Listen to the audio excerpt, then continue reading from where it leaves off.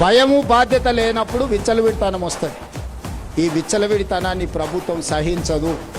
కాళ్ళు వనకాలి అధ్యక్ష. ఎవరైనా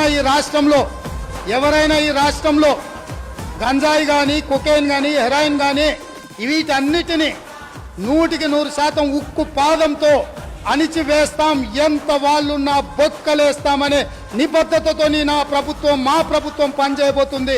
ఎవడైనా డ్రగ్స్ రిలేటెడ్ ఎవడన్నా ఉన్నాడంటే కీలు ఏలు ఇరిసి కూసబెడతాం. ఈ హైదరాబాదు నగరంలో ఉన్న నాలాల కబ్జాలను వదిలిస్తామని, చెరువులను విడిపిస్తామని, చెరువులను చెరబడితే తాట తీస్తామని చెప్పి తెలంగాణ రాష్ట్ర ప్రభుత్వం నిర్ణయం తీసుకున్నది.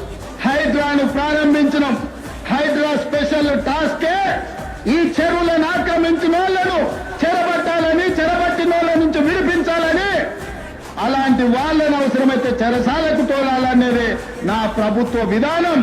హైదరాబాద్ లో కల్తీ ఆహార మాఫియాపై హెచ్ఫాస్ట్ బృందం ఉక్కుపాదం మోపుతోంది. ప్రజల ఆరోగ్యంతో చెలకాటమాడుతూ కోట్ల రూపాయల అక్రమ వ్యాపారాలకు పాల్పడుతున్న ముఠాను వరుసగా బట్టబయలు చేస్తుంది. కొద్ది రోజుల్లోనే 50 కల్తీ ఆహార పదార్థాల తయారీ కేంద్రాలపై దాడులు నిర్వహించిన హెచ్ఫాస్ట్ అధికారులు పదుల సంఖ్యలో కల్తీ కేటుగాళ్లను అరెస్ట్ చేశారు.